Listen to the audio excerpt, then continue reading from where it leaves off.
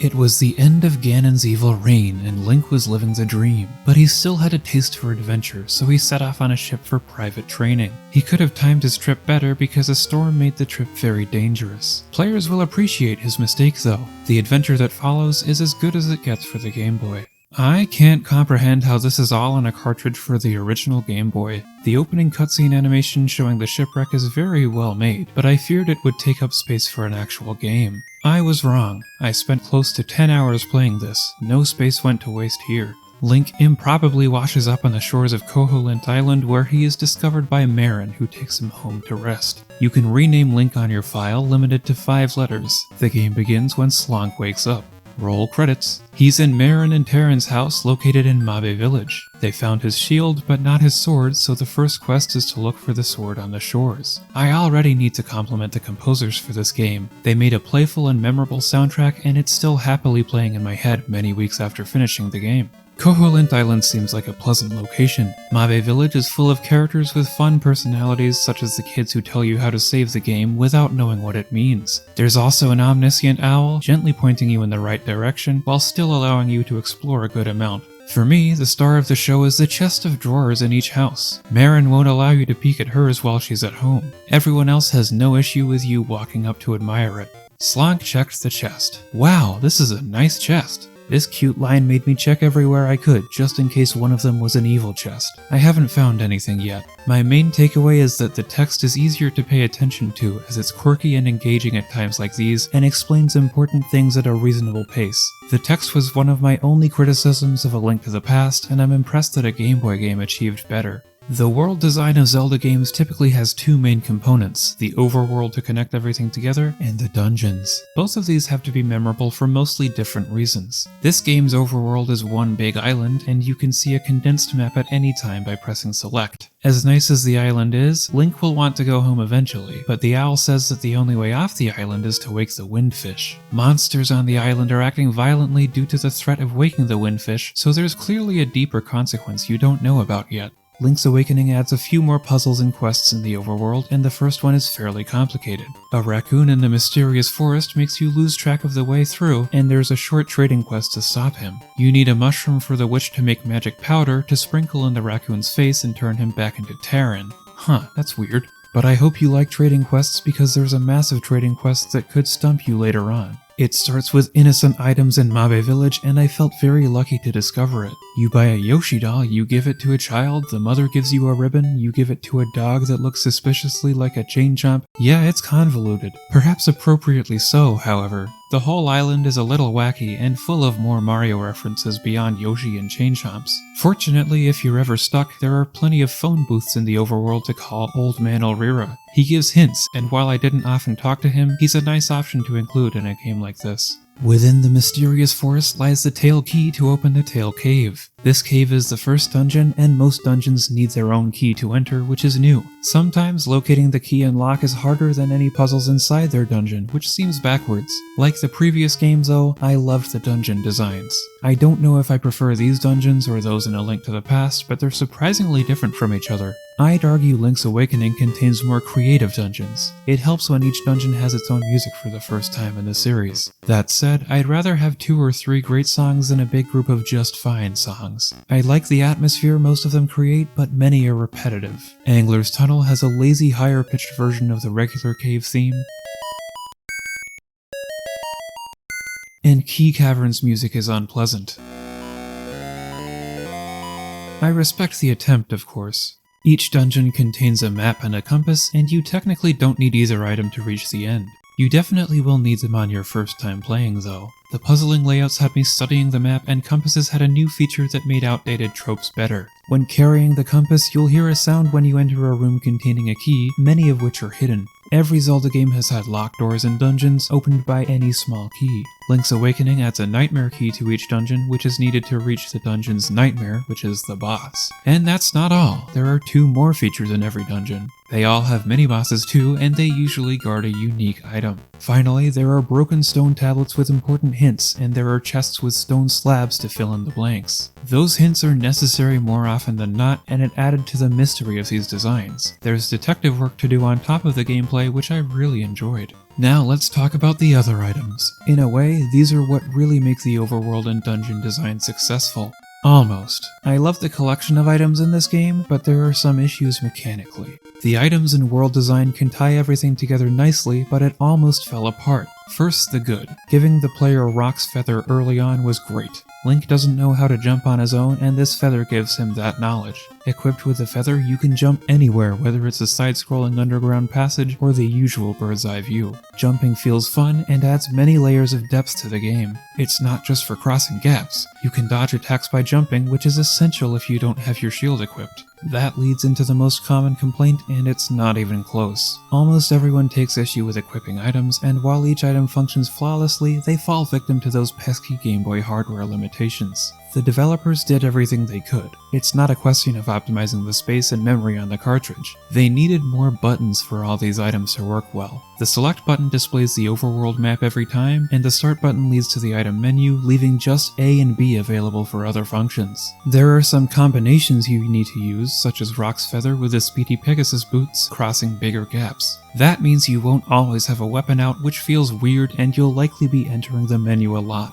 It's clunky, and there isn't a graceful solution on this system either. Maybe if the main menu on the start button had an extra page, you could free up an extra button so that you could always hold your sword. Pressing select would also feel clunky, but I think I would prefer this to frequently pausing to swap items. One last item caused annoyance, which is very small but annoyed me a lot. The text prompts never go away. I can handle things like the compass getting explained every time you pick one up. I don't like getting the same text every time I brush up against a heavy object, though. Wow, is that really a heavy object that I can't lift with my bare hands? Even when you have the power bracelet, you need to equip it and waste one of your buttons, and if you don't have it equipped, get ready for the same text box. I'm getting far too negative. This game is excellent and it doesn't deserve a video ranting about its flaws. It's easily the best Game Boy game I've played so far, and it impressively feels just as good as A Link to the Past on the Super Nintendo. There are so many good, memorable things too. The characters bring so much soul, and there's randomly an animal village full of talking animals. Marin loves to sing, and when you find the ocarina, she teaches you the Ballad of the Windfish. There's also an emotional scene with this song on the beach. The animals all love Marin, particularly her singing. Of course, one thing everyone remembers is the shop in Mabe Village. The deluxe shovel costs 200 rupees and it's an item you'll need. Even the game calls it expensive. After you buy the shovel, the shopkeeper starts selling a bow for 980 rupees. Now that's ridiculous. It's as if the game is encouraging you to steal. I tried to avoid stealing, but it got to the point where I needed the bow and still wasn't close to affording it. So it was heist time. Guess what? You got it for free. Are you proud of yourself? Thanks, video game. Nothing teaches morals like Zelda. If you go back in, the shopkeeper kills you on the spot for your crimes. Everyone calls you thief for the rest of the game, helpfully in all caps so you can tell they're yelling at you. Overall, I'd say this is the best Zelda overworld yet, out of 4 available games. It did something different and it was successful. It wasn't perfect, and I'll quickly mention the downsides. The pacing of the game was thrown off in the middle part, specifically after the 4th dungeon. This is when you get the flippers and there's too much swimming in the overworld. The ghost quest also activates after this, and you'll have to travel across a lot of the world for him to be satisfied. I wouldn't mind it nearly as much if it were a side quest rather than being forced on you. Speaking of side quests, the secret seashells are kind of an obnoxious way to get your sword upgraded. Okay, that's all. Back to good things. If you complete the trading quest, you can get your hands on a boomerang. Surely that'll excite fans of earlier Zelda games. It doesn't? Well, it should, because this boomerang is insanely powerful. In most cases, it's more powerful than the seashell sword, and it has more range. I have no idea why they made it this way, but it was so much fun to use in the later parts of the game. The dungeons contained my favorite experiences, and I'm going to do a lightning round for them all to show how good they are individually. Tail Cave is a perfect introduction. The item placement is great, and as mentioned before, Rock's Feather is a wonderful item to have this early. It also introduces the side-scrolling underground passages, which happen to have a lot of blatantly copied Mario enemies. One thing to be aware of is this screen here. With experience in Zelda 1, I thought to push this block, but brand new players might get stuck. Bottle Grotto can be entered with Bow Wow, another dog who looks suspiciously like a chain chomp. The dungeon is shaped like a bottle, and the boss is an evil genie in a bottle. This is the introduction for a commonly used gimmick, blocks that go up and down depending on a switch. Key Cavern, while probably my least favorite dungeon, still has tons of upsides. It's shaped like 2 keys and it's all about keys. It may not have an appealing gimmick, but it was fun to gradually open up all the locks. Angler's Tunnel introduces water, and with the power of swimming thanks to your new flippers, it's cool to access new areas that were previously unreachable. The boss is in a 2D underwater section, which is also cool even if it is easy. Catfish's Maw has a mini-boss you have to chase all over the dungeon, eventually leading to the hookshot. It's another fun item to use, crossing even bigger gaps and occasionally bopping enemies out of the way. Faith's Shrine will take some time to figure out, and I love the solution. It's one of my favorite dungeons, even though it slightly overstayed its welcome. The horsehead gimmick was introduced here too, which I wish the Windfish hadn't dreamed.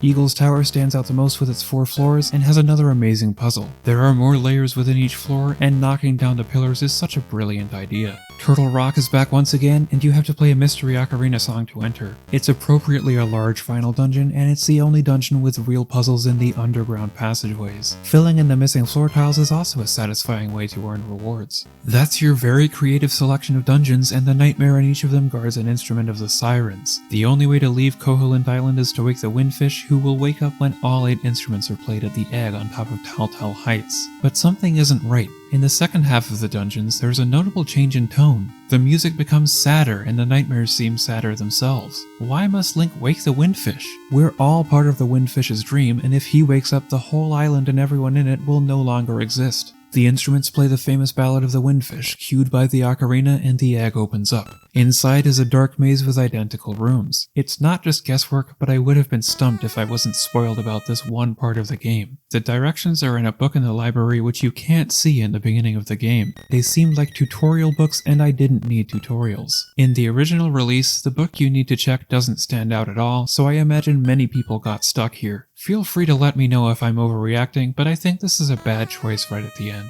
Other than this maze, the only thing in the egg is the final boss, Death Eye. That's a capital I, apparently. It takes many forms based on Link's nightmares, Aghanim, Ganon of course, and Moldorm. I share that nightmare with Link. I loved the challenge of the last form, which I assume is what Death Eye usually looks like. Shooting arrows into the eye, dodging his long arms which gradually get faster, and then on my second attempt I discovered that one shot with the boomerang is all it takes. Wow, what a powerful boomerang. The Windfish wakes up and thanks Link for taking care of the nightmares. After that, I don't even know how to explain what happens here. I left this game with more questions than answers, although I kind of liked that. It's a weirdly philosophical game and an emotional ending. Link's floating out at sea once again. Can he survive out there? And the big question is, does this Zelda game even have Zelda in it? Is Marin Zelda? What? If you can get past the clunky parts of the menu and things like the slow progression in the overworld, everything else in this game is amazing. I might end up being too harsh as usual, but this is probably the most fun I've had playing a game for the first time. Therefore, my final score for The Legend of Zelda Link's Awakening will be 8.4 out of 10. Obviously, the Game Boy couldn't quite perform as well as this game needed, but let's discuss some improvements that were made later. This game has 2 significant remakes. The first is Link's Awakening DX, which released 5 years later on the Game Boy Color. Along with Color itself, it adds the Color Dungeon containing new armor. Some people say that's all, but the Photographer Quest also started here, and dungeons contain more hint stones. For example, it suggests pushing that block in Tail Cave. That's a great quality of life feature. And in 2019, a modern remake was made on the Switch with a new art style and a few extra items. Most importantly, the Switch remake solves the button mapping. You always have your sword and shield out, and you can always dash after obtaining the Pegasus boots. You still have 2 more item slots, and you'll be changing them far less often. Link's Awakening DX can also be played in the Switch's retro library. The original 1993 release deservedly made the front cover of Nintendo Power. This issue also contained a preview and guide up to Key Cavern, but I couldn't find a score in their Power rankings anywhere. I'm slightly shocked by scores I found from other magazines though. Electronic Gaming Monthly's average score was 8.25 out of 10, and it was as if they were afraid to give Game Boy games high scores. Famitsu matched that average, and I don't know why my score is higher than those from release. This game is still great now, and I imagine it was even better then. Tell me, did you agree with the points I've made? What rating would you give The Legend of Zelda Link's Awakening for the Game Boy, initially released in 1993? Leave a like so I know this wasn't all a dream, and then hit the subscribe button too.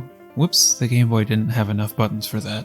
There we go, you found a way anyway. As ever, thank you for watching, and please continue to be your own unique self. I wish I had a nice chest.